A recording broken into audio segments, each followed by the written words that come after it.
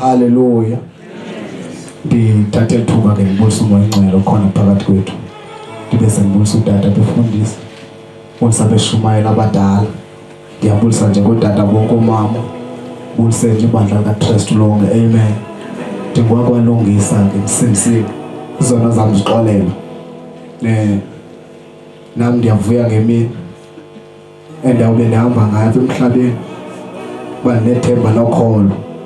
Ndoba nami ngiyohlangana naye imbali. Nomgqibeleliso ukholo lwami. uKristu Yesu. Amen. So sesilapha nje kuseni. Ndiphakanyelwa into ba ngexesha ndisahleli apha phansi into ba yani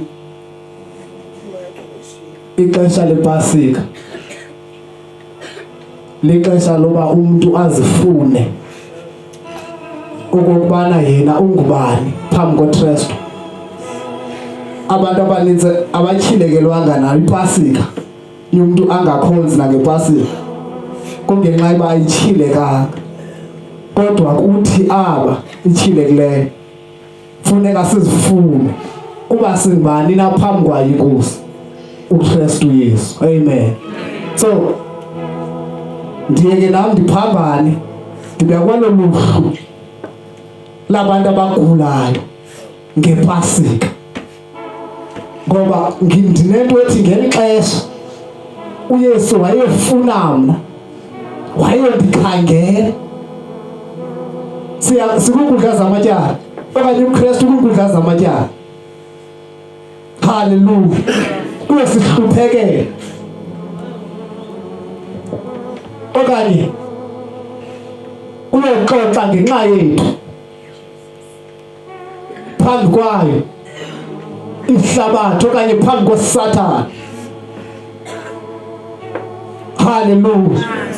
Ngingathetha kakhulu sawutyhila pha kwincwadi kaYohane chapter 18 verse 33. Incwadi kaYohane chapter 18 verse 33.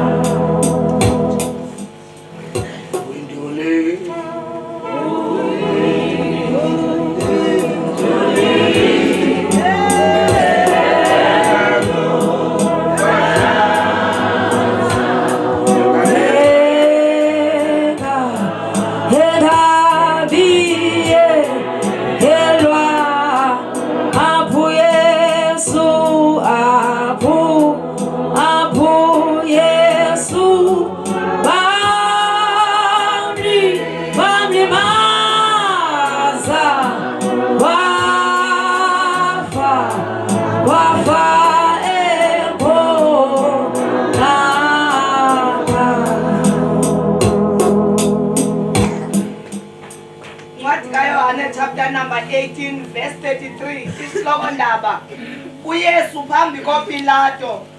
33. Ebuyele ngaphakathi komzi wakhe uPilato wabiza uYesu wathi kuye, ungukumkani wamaYuda na? 34. Waphendula uYesu wathi, lo mbuzo uvela kuwe okanye kukho bantu bambi bathe bakuxelela nto ngam? Moya ingcwele liyaphila kunamandla thetha ngalo egaleni zikhasekileyo. Haleluya.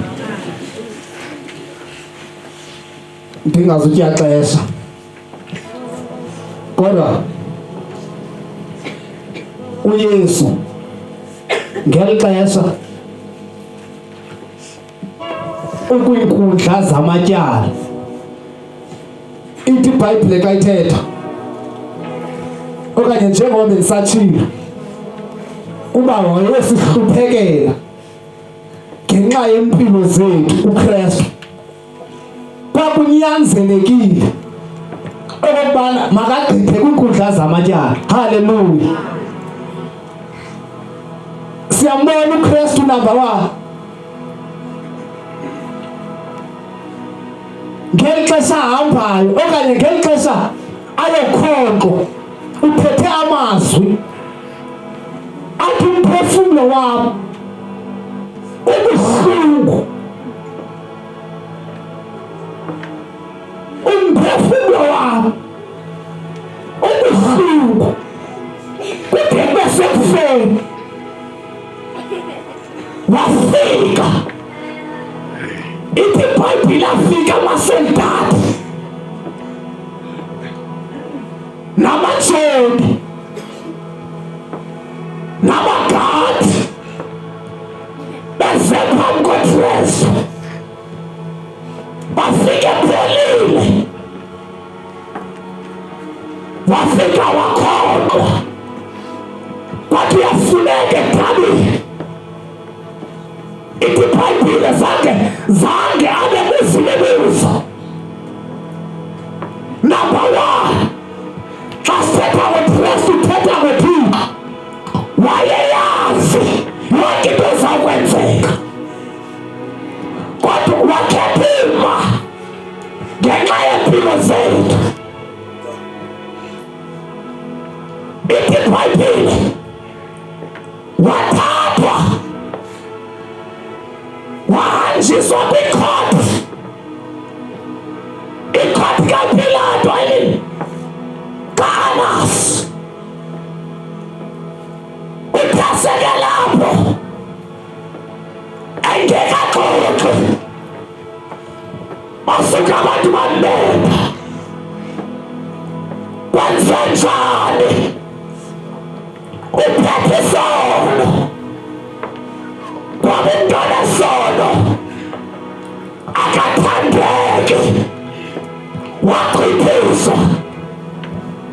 Kwabona amadoda uAnasi wayimfanelanga le nto, wathi baye phambili kwiinkundla zikaKhayafa.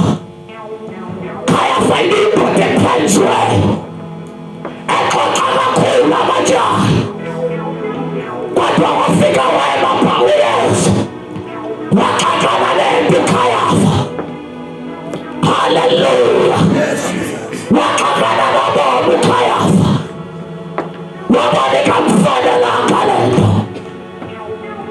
Xa sifunda kwalapha kwincwadi kaJohane, uKhayafa yindoda yokuqala eyatshilekelwa ngomntu ubuyawuhlangulwa, okanye abantu abaninzi bawuhlangulwa ngumntombi.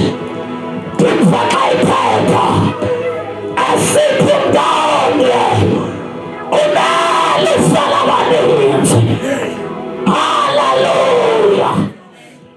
Umntombi unalifela inkinkiya. Wayibona uKhayafa le nto, wakhokha uJesu nalapho wanevala umlomo. Ithi iBhayibhile wayephule, wayesihluphekela emphefumlweni wakhe, kwakungekho kimnandi, kwalihlabathi ligcwele ubunyukunyuku, kwalihlabathi ligcwele isono. Hey! Hey, my God!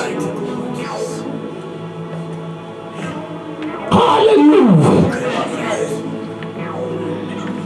Wayibona uKhayafa, wathi uKhayafa, ndiyaqonda intoba wathi xa ejonga le ndoda wabona ubukhazikhazi, njengoba wayewaprofeti, ngoba la mazwi wawathetha before abe uJesu ufika kwinkundla okanye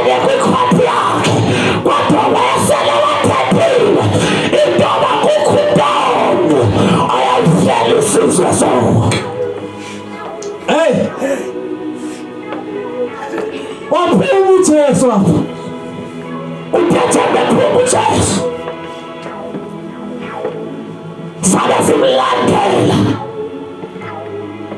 abamlandela amajoni amanukhatsha amanutsikelwa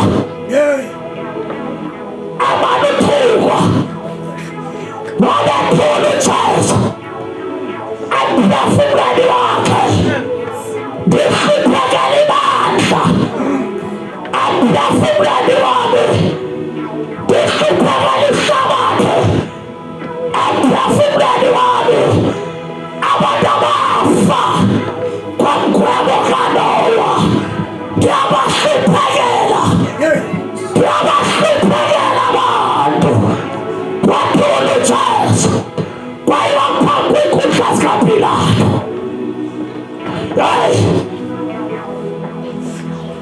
Hayi madoda sive Pilato uthi lona unguyena kumkani wamaJuda uthathe into enqabileyo engakhange iphele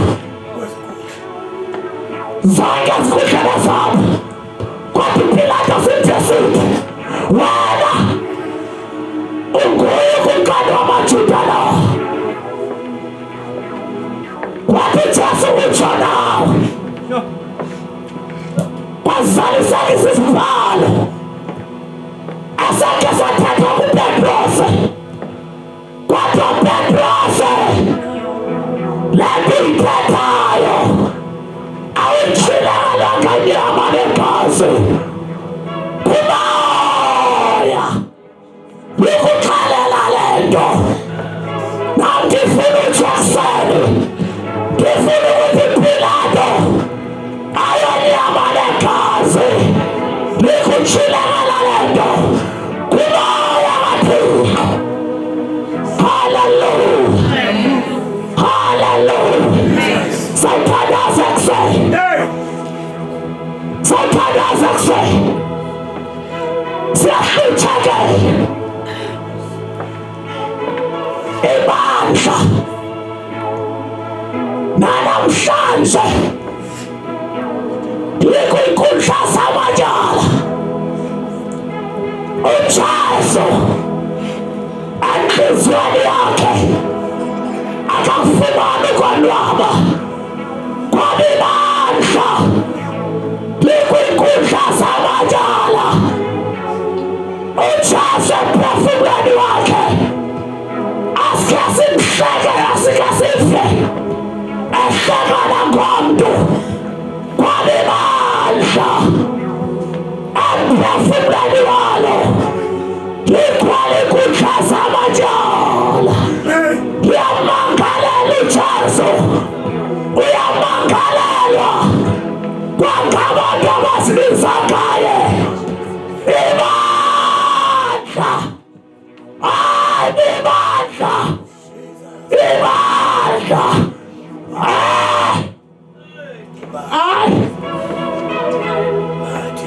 ibandla lithwala ipasikento ibandla limbuzile buzu Yesu kodwa kuseni xa sizawuthandaza nje uhayi babazalwane jula inhliziyo yakho sophinde umnawumangalela uJesu kwaba iprofethi yalento khona ingoma ndiyithandayo ethi la ngoma ndiyithandayo wabonakala uJesu entabeni iGolgotha anobukhazikhazi. Haleluya, ekhululekile ngexesha abonakalayo wayezolanda mna nawe. Sawuthandaza kuseni sawuthandaza kodwa Pilato le nto uyithethayo khange ndiyithethe kodwa utsho nawe yasekuseni vuma uJesu azabuyisela inkonzo vuma Yesu ungubani uJesu kuwe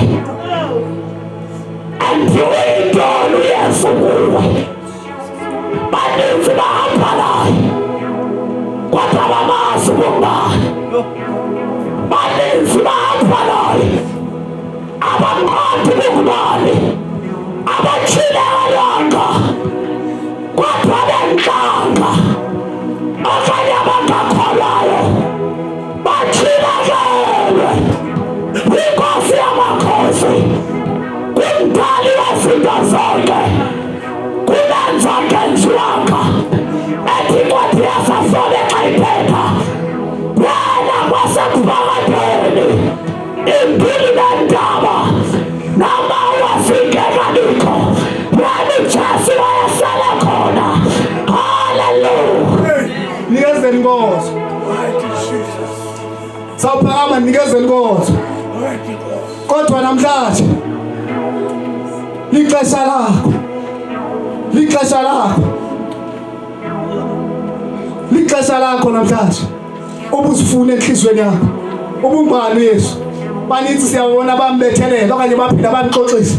Bantu bathi ngike na ku social media bantu fike bemxoxisa uJesu namhlanje abantu bayajola namhlanje abantu benza ezinye izinto banento ezininzi baxoxisa uYesu ngommiselo omisileyo utummiselo kaJesu timesela nto phambi kwakho kodwa bayamxoxisa kanjani abutshani bethu ingenzeka into enje bayambiza uJesu kodwa wena enhlizweni yakho thinekelwa ngamandla akhe cela unikezele inkonzo